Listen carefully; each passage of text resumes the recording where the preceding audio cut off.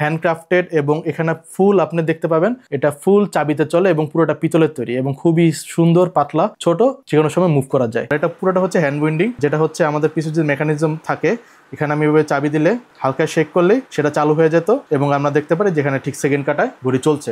যারা এইসব ঘড়ি তখন রাখতো তাদেরকে লাইসেন্স করা লাগতো যে আপনি কি কারণে ঘড়ি রাখতেছেন বা আপনি কোনো অফিসিয়াল কর্মকর্তা কিনা, এবং এটা সিরিয়াল নাম্বারও থাকতে হইতো। তো পকেট ওয়াচের আমি অনেক সিরিজ করি, কিন্তু পকেট ওয়াচের ভিতরে সবচেয়ে ইউনিক সিরিজ হইতে পারে পৃথিবীর এটা একটা, কারণ western watch company pocket watch বের করে, তার একটা ছোট এবং খর্বাকার আকৃতি থাকে, কিন্তু এটা দেখা গেছে যে একটু সাইজে বড় এবং পাতলা এবং এটা বেলির উপর তৈরি এবং এর ডায়ালটা হইতেছে পোর্সিলিন ডায়াল, যার মধ্যে অলরেডি ফাটল ধরে গেছে কারণ এগুলো সিরামিক্সের ডায়াল হইতো, যার ফলে শাইনিংটা থাকতো, কালারগুলো সব ভালো বোঝা যেত।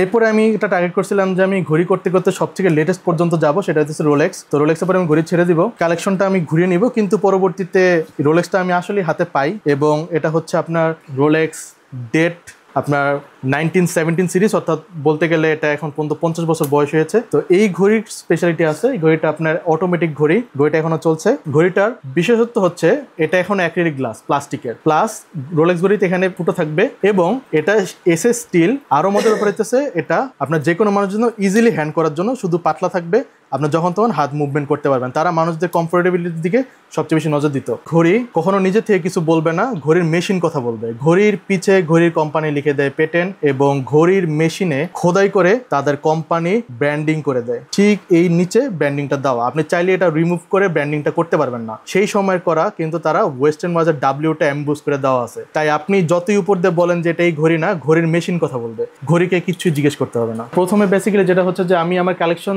করেছি ঘড়ি যেগুলো ক্রাফটেড এবং ইতিহাস ধারণ করে, কারণ প্রত্যেকটা ঘড়ি দিয়ে দেখা গেছে যে কোনো না কোনো ইতিহাস বহন করছে। আমি সেগুলোর পিছিয়ে ইতিহাস খোঁজার চেষ্টা করি। আর আমি শুরু করি আমার এই সিকো 5 গ্রিন সিরিজ ঘড়িটা দিয়ে, যেটা হয়েছে যে আমি পুরান ঢাকার জানি যে পাটুরিল একটা হাব যেখানে সব ঘড়িগুলো আসে, তো সেখানে একজন আমাকে এটা সাজেস্ট করেন যে এই ঘড়িটা তুমি রাখো, সবুজ কালার ডায়াল সহজে পাওয়া যায় না। তো ফার্স্ট আমি কমার্শিয়ালি এই ঘড়িটা মাত্র 400 টাকা দিয়ে শুরু করি। তো তখন থেকে আমি এটা নিয়ে লাড়াচাড়া করতে করতে করতে করতে আমার একটা ইচ্ছা জাগে যে এই যে মেকানিজম, কিভাবে একটা ঘড়ি চলে, একটা ইতিহাস বহন করে। তো তখন জানতে জানতে আমি আস্তে আস্তে জানতে পারি যে সিকো 5 ঘড়িটা এমন একটা জিনিস যেটা বাংলাদেশের বহুত ফ্যামিলির সাথে রিলেটেড, প্লাস বহুত ফ্যামিলি যেটা করেছে যে অনেকের বিয়ে ভেঙে গেছে সিকো 5 ঘড়ির জন্য। তারা দাবি করেছিল যে সিকো 5 না দিলে নাকি বিয়ে করবে না। এই সেই সিকো 5 ঘড়ি যা আপনার মেকানিজম সিস্টেমে চলে এবং অটোমেটিক ঘড়ি। এবং পরে আমি ইতিহাস বের করি যে সিকো 5 আসলে অটোমেটিক ঘড়ি, যেটা প্রথমে সিকো 5 ছিল না, সিকো ছিল। এই সিকো 5টা সেই সিকো 5-এরই ফাদার বা গ্র্যান্ডফাদার বলা যেতে পারে। তো আমি শুরু করলাম যে সবচেয়ে প্রথম ঘড়ি কি হইতে পারে। তো প্রথম ঘড়ি হইতে পারে সানডায়াল, যেটা আসলে সূর্যের মাধ্যমে চলে।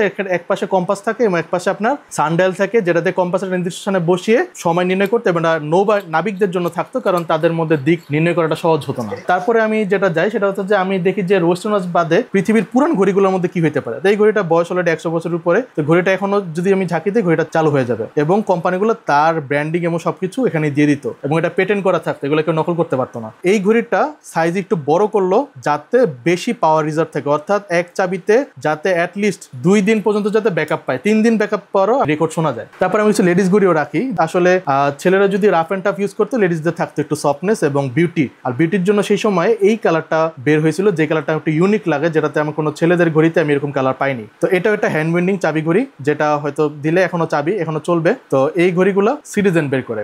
এই ঘড়িটা দেখবেন যেটা রাডো ভয়েজার দিয়ে তারা শুরু করেন তাদের যাত্রা, কিন্তু পরবর্তীতে আমরা যদি আপনি তুফান মুভি দেখেন, সেখানে আপনি এই রাডো ডায়াস্টার সিরিজটা একটা গ্লিম দেখতে পাবেন। এটা রাডোর ভিতরে সব থেকে আধুনিক সিরিজ এবং এটা পুরোটা উপরে সিরামিক্সের তৈরি, যার জন্য এটা সবসময় গ্লো দিতে থাকবে। এবং রাডো গ্লাস মিন্স সব থেকে স্ক্র্যাচ প্রুফ গ্লাস, এত রাফ অ্যান্ড টাফ গ্লাস কেউ দিতে পারে না।